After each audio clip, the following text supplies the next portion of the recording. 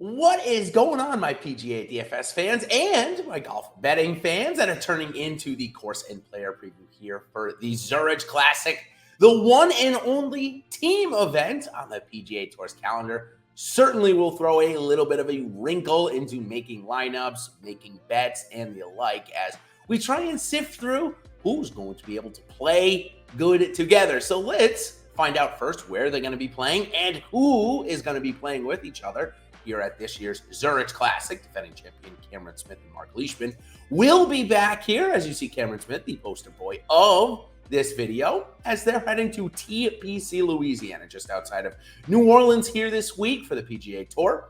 TPC Louisiana is another dive course, so we go from Hilton Head Island down to the Bayou, and we get the same designer, however, so we know what's going to be in front of us. A par 72, 7,400 yards.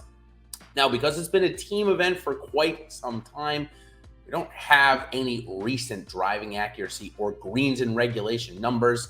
Although if you want to go back quite some time, you might be able to find it, say, back prior to 2017 season. But with everything changing and all the equipment, I really didn't think it was important, and especially that it's a team event, I didn't think it was as important to go out and search for.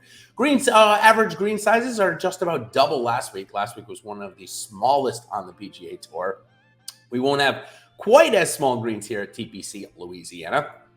As we go into the hardest holes here this week, the par 3 third, measuring just over 220 yards. The par 4 fourth, measuring just about 480.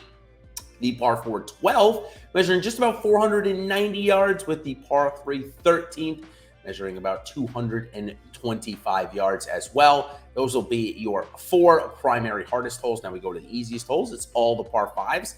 The 2nd, the 7th, the 11th, and the 18th. And last, the drivable par 4 14th. Another one of Peter Dye's signatures, especially over there at TPC Sawgrass. So par 4 14th, expect to play drivable at least once, if not twice this week. All right, now let's go into a little bit of the DFS side of things and learn about what it'll take to win this week.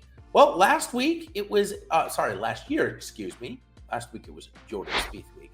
Thought I'd throw that in there in case anybody had forgotten already. Anyways, back to the top DFS score of last year was Cameron Smith and Mark Leishman. They came in with 141.5 points. The average top 10 score was 114.5. So we should expect scores to be higher this week on average. But also wanted to make note, I thought this was really interesting. The average top 10 salary for last year was $9,670. So a lot of good teams, a lot of high-priced teams ended up playing very well. In fact, you really needed to find your way into the Scott Stallings and Bryce Garnett team. That team was on so many of the top lineups last year. They ended up finishing 11th, but had 109 points, were $6,800. So lo and behold, ownership remains very concentrated on a few teams. That does open up things, especially at the very top of the leaderboard. It's harder to make lineups here with the team atmosphere. So look at that to happen again. Lower ownership for the highest priced teams and those value teams that are seen as really good or competitive. Expect them to be much higher owned than normal. Okay, let's finish off here about TPC Louisiana. They use, get ready for this grass type, Mini Verde Bermuda grass overseeded with POA, Triviales, and Velvet Bent grass. So interesting little grass type there here in TPC Louisiana. Now, for the top strokes gained stat, I have a new one called Strokes Gained Team Golf. While that's not an actual statistic there, it is a little difficult to say what is the most important. I can tell you that from an approach yardage, certainly on the par 3s that we're looking at, the 200 to 225 range will matter quite a bit. It looks like it will on some of those par 5s as well. So that's probably your biggest approach yardage, 200 to 225. But for the strokes gained stat, I mean, it's tough to say. Anybody that plays well, they're going to have to do it in a team. There's alternate shot, which I think is important to make note. The format here is we're going to start off with foursomes. We're going to start off with a 4-ball. That means that everybody plays their own ball, but only one score, the lowest score, is counted for the team. Then on Friday and Sunday, it's going to be alternate shot, or better known as foursomes. So that is your format here this week. Again, of course, only one score will come for that alternate shot because there is only one score for the team. Again, top strokes gained stat, a little tough to say, but if we're at Peter Die, typically strokes gained on the approach is the most important for him. All right, now lastly, let's go into the player preview and my first clicks, which it's going to be pretty hard to beat last week's first clicks as Colin Morikawa ends up coming into the top 20 or right there. But it was the other two picks. Harold Varner III, he comes in a tie for third. That was a big payout on the top 5, somewhere around 10-1. Then we throw in the even bigger payout. JT Poston, he was 20-1 on the top 5. I told you about him right here in this video last week, so I'm going to bring it back this week and get 3 new picks. Okay, now for the player preview, 160 golfers, 82-man teams. 5 of the world's top 10 are here to compete. Colin Morikawa being the top one, number 3 ranked player in the world. And as far as golfers in the top 50, 23 of the top 50 are here to compete.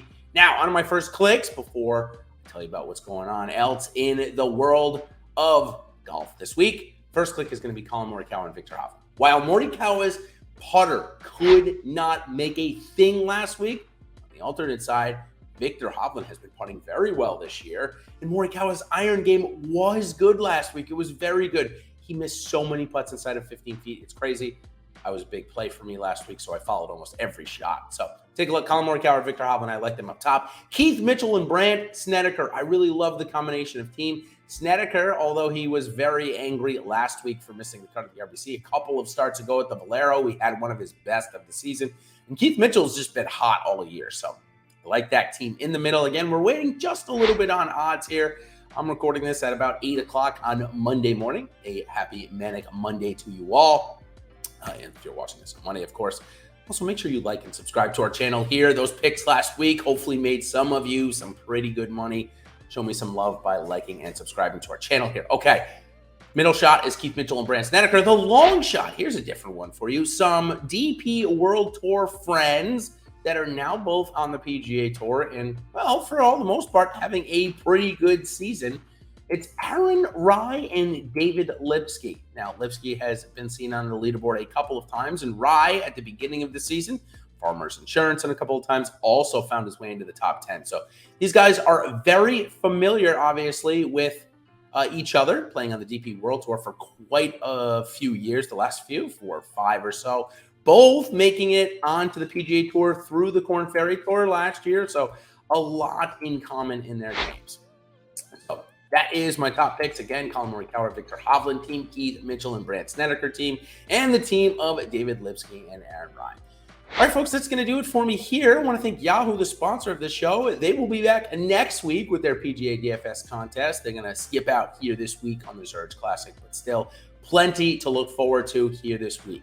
So until then, everybody, take a look at my value and sleeper videos for this week. Those will be coming out. Well, it's Monday here, so those will be coming out a little bit later today, maybe tomorrow morning on Tuesday. And then, of course, our 2 live shows. We've got our PGA DFS strategy show on Tuesday, and then our live for lock show on Wednesday, which is all encompassing. I'm going to give you my top bets. Ben Raz is going to give you his top bets, our top plays, and even build some lineups.